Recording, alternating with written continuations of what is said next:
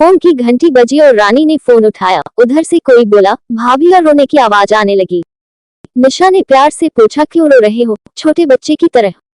रानी रोते हुए बोला, भाभी, और फिर सुबकने की आवाज आने लगी। रानी बोली, पहले चुप हो जाओ। निशा थोड़ा शांत होकर बोला, भाभी प्लीज भैया को छुड़ा दो, मुझसे ऐसी बात मत करो, मैं फोन रखती हूँ। रीना ये कहते हुए फोन रखने लगी। तभी उधर से आवाज आई, भाभी प्लीज फोन मत रखना। भाभी, भैया की गलती नहीं है। क्या कह रहे हो तुम? तुम्हें पता भी है मुझे तुमसे इस विषय में कोई बात नहीं करनी। कुछ और बात है तो बताओ। भाभी मैं जानता हूँ, निशा रूंधे हुए स्वर में बोला। रानी न चाहते हुए भी थोड़े गुस्से से बोली, क्या जानते हो? ये ही कि भैया ने आपको मारा, और क्यों मारा ये भी जानता हूँ। निशा थोड़ा धीरे से बोला। रीना को अब गुस्सा आने लगा और वो थोड़ी तेज आवाज में बोली, ये सब कहने को तुम्हें किसने कहा? भाभी किसी ने नहीं, मम्मी पापा तो किसी वकील से मिलने गए हैं, उन्होंने तो आपसे बात करने को मना किया है। निशा ने जवाब दिया। तो फिर क्यों बात कर रहे हो? तुम इन सब बातों में मत पड़ो।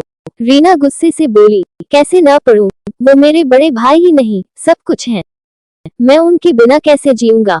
गलती मैंने की और सजा भैया भुगत रहे हैं। निशा कहकर चुप हो गया। तुमने कोई गलती नहीं की, तुम्हारे भैया ने मुझे मारा है। एक बार भी नहीं, 2 बार, पहले थप्पड़ मारा और फिर अगले दिन गला दबाने की कोशिश की। रीना झुंझलाहट में सब बोल गई। निशा भी चीख कर बोला, माँ ने कहा था कि उसे सच जान। उसने निशा की स्कूल की यूनिफॉर्म की टाई और बैग क्यों छुपाई थी? वो भैया को बार बार फोन करके परेशान किए जा रही थी। भैया ने बताया था कि आपने ऐसा कुछ नहीं किया। उन्होंने कहा आप झूठ बोल रही हैं, आप चाहती ही नहीं कि मैं पढ़ूं। बस भैया को गुस्सा आ गया। मैंने सोचा भैया जब शांत हो जाएंगे तो मैं सच बता दूंगा। तुम क्या कह रहे हो?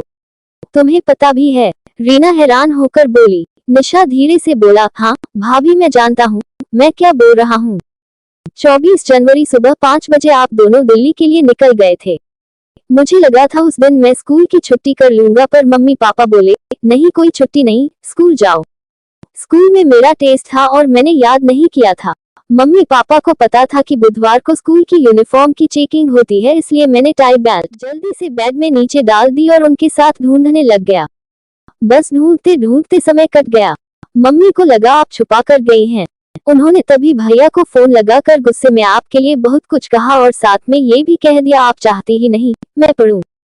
मुझे यह नहीं पता था यह इतनी बड़ी बात हो जाएगी। सॉरी भाभी, रीना ने दर्द भरी आवाज में कहा। तुमने यह बात अपने भैया से क्यों नहीं बताई? मैंने भैया को फोन किया था पर भैया ने कहा मैं बाद में बात करूंगा। मैं डर भी गया था। भाभी प्लीज मेरे भैया को जेल से निकाल दो, उनकी जिंदगी खराब हो जाएगी। उन्होंने बहुत मेहनत की है तब जाकर इतनी अच्छी नौकरी मिली है। भाभी प्लीज मेरी खातिर। ये कहकर निशा जोर जोर से रोने लगा।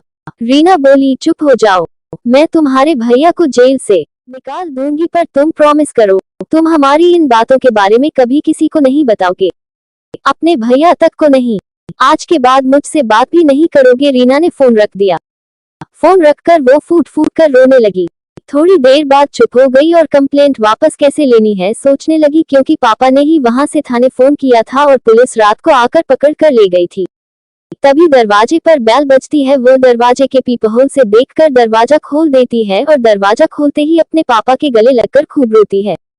उसके पापा की भी आंखें नम हो जाती हैं। फिर उसके पापा उसे चुप करवाते हैं और उसे कहते हैं तैयार हो जाओ, थाने जाना है, FIR लिखवानी है। रात को सिर्फ तुम्हारे प्रोटेक्शन के लिए पुलिस उसे ले गई थी। रीना पहले अपने पापा को पानी देती है और फिर चाय बनाकर लाती है। पापा कहते हैं चाय क्यों बनाई? रीना कहती है पापा पहले मुझे आपसे कुछ बातें करनी है, और फिर वह बैठकर सब बातें बताती है। बातें सुनकर पापा एक गहरी लंबी सांस लेते हैं और कहते हैं तो अब तू क्या करना चाहती है? दुखी मन से पूछते हैं। पापा मुझे कुछ नहीं करना, बस आप उस इंसान को जेल से निकलवा दो और अब मैं अपनी जिंदगी खुद ही जीऊंगी। अभी आपके साथ आपके घर जाऊंगी और नौकरी करूंगी, बस अभी और कुछ नहीं। उसके पापा उसके सर पर हाथ रखकर एक लंबी सांस लेते हैं और कहते हैं बेटा वो तेरा घर है और सदा तेरा ही घर रहेगा। भावुक हो उठते हैं। फिर अपने को संभालते हुए कहते हैं तू जो चाहे कर, बस खुश रहने की कोशिश कर और खुद के आंसू संभाल। नहीं पा रहे थे। ऐसा ही होता है बाप का प्यार। आए तो थे रोष से भरे हुए, ये सोचकर कि उसे सजा दिलवाकर ही चैन की सांस लेंगे, पर बेटी के आंसुओं और बातों ने शांत कर दिया। कभी कभी घर की छोटी छोटी बातें घर तबाह कर देती हैं। घर बसने से पहले ही उजाड़ देती हैं। सपनों के ताजमहल मिनट में ढेर कर देती हैं। मेरी बेटी का क्या कसूर था?